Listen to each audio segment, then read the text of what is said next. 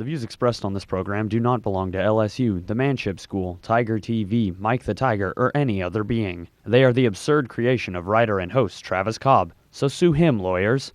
Howdy, and welcome to the update.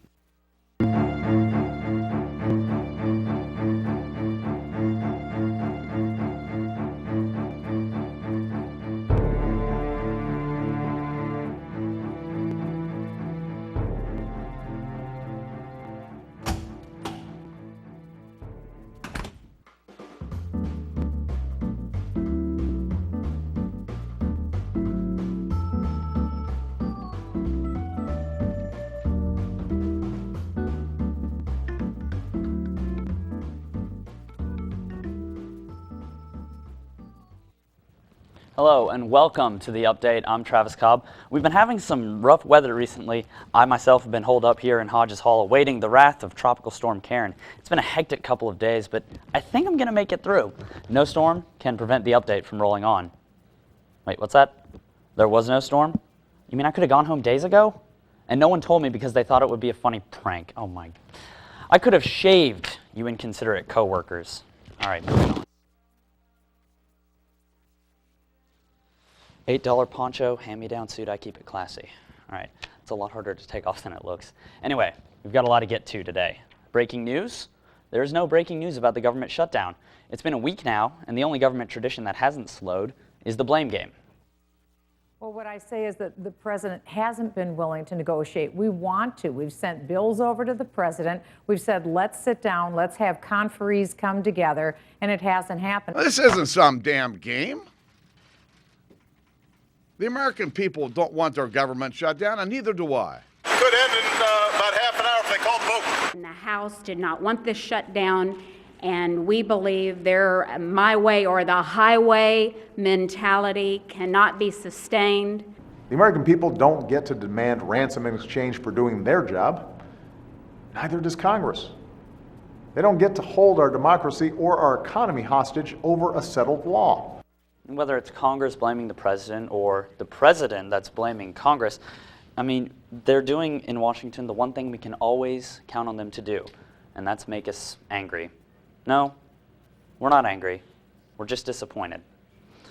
The interesting thing about the president's statement is, in a perfect world, a small segment of the government couldn't shut down everything or hold the country's functionality hostage.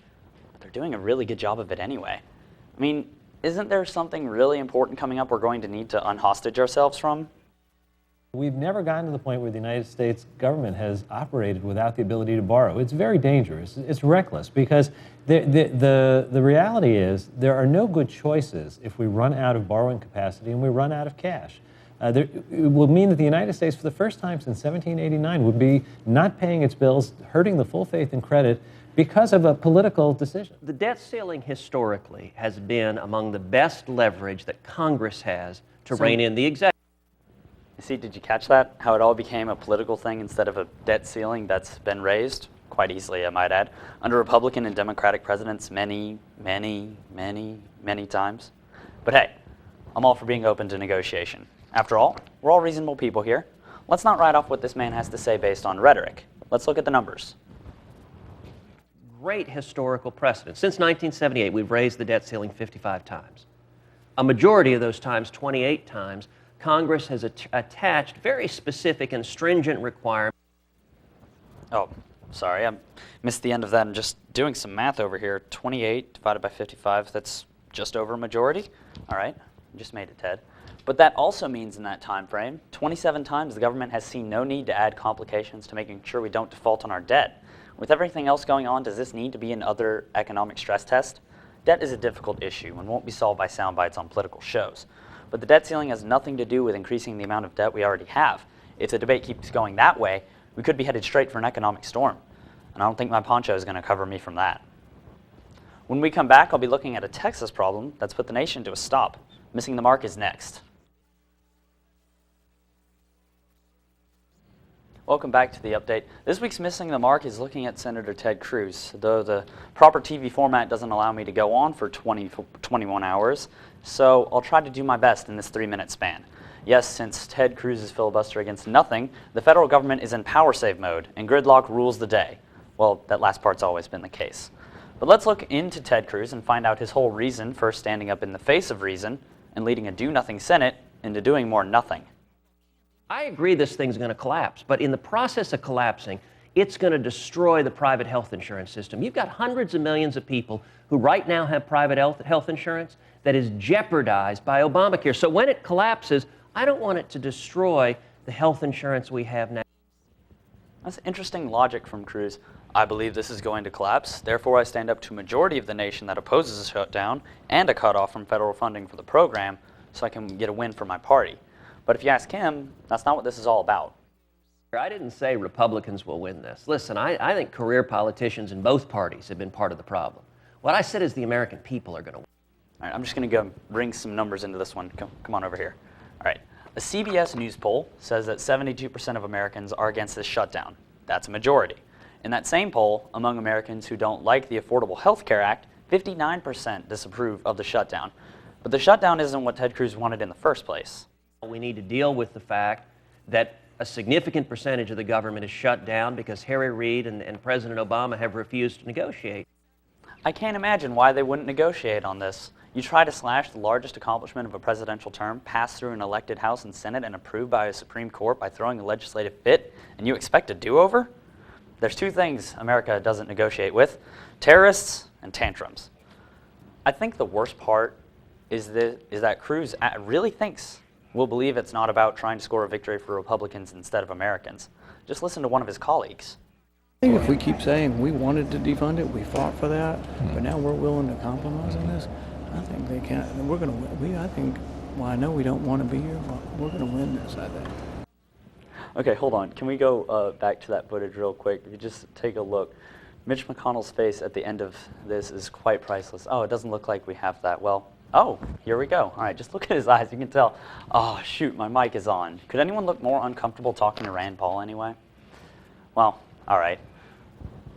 More to Rand Paul's battle strategy. When you fly in the face of statistics that say your method of dealing with the law is unpopular, and you try to say that it's for the better of the people, it's not only insulting to our intelligence, it's missing the mark.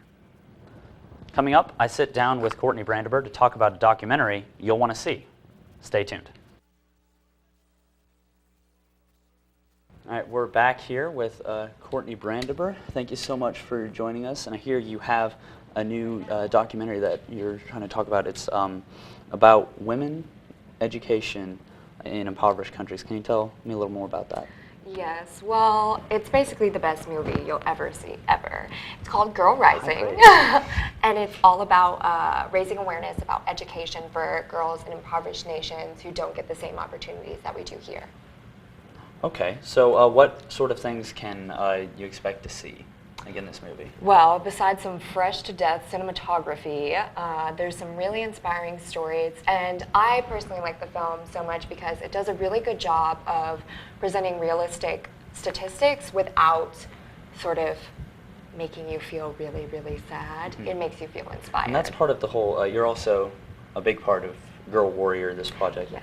And this sort of, if we can just get a look at this real quick, this is kind of the invitation they have. I made that. For all by yourself, you did yes, this? This is nice, I like this. What I really like, there's a compliment. If you look on the flip side, yeah, everyone who reads this is just wonderful. Yes. So that's a really nice positive message. Is that what you're trying to do through Girl Warrior? Yes, it's also a really good way to flirt with people. Just in free speech alleys, some people are tired of getting yelled at by people with sandwich boards. You want to make sure that people know that they're wonderful. Yes, and also to date me. All right, if you heard that, you can get your info out there. Yes. There you go about that. Okay, I want to switch this topic. We're talking about impoverished nations. Yes, we are. And we're in a lot of debt, but we're not an impoverished nation. So I want to talk about how we're in Louisiana, and that hasn't necessarily been the best state for women's equality or anything like that. I think it was 50th. Now, yes, you're right. As a man, does that make it the #1 state for me? And if so, why do I need to care about changing anything? I suppose it makes the #1 state for you if you're a jerk. However, if you there we go. if you do believe in equality, I think it's a sign that there needs to be a lot of work done. But I know a lot of people who live in this state who love this state. So we're here to ready make some change for the fresh to death ladies who live here. Okay, and what I don't know if anyone noticed this, but I'm a man. What can we do to help out with Girl Warrior? Be respectful of other human beings, because women are human beings. I think some people forget that sometimes, especially, Republicans. Anyways, but yes, to be respectful and to really stand with women, because women's issues are human issues. And feminists really are man's best friend, because we believe in your equality and we believe in equal rights. We're about that life. I like the sound of just an equal life. That sounds really pleasant amazing. to me. Yeah. And when can people see Girl Rising? And This where? will be showing at 7 p.m. in Dodson Auditorium on Friday, October 11th. Okay. All right, thank you. Courtney Brandabur, thank you for joining us this week. If you want more of the update, feel free to follow us on Twitter at @TTV_update. This episode, this interview, even my poncho will be online at Tiger TV. So once again, could you just say what time, what place? 7 see Girl p.m. Rising. Dodson Auditorium, October 11th, Friday. That is the perfect way to remember that you need to go update yourself about the issues that are going on in the world. Always remember, go update yourself.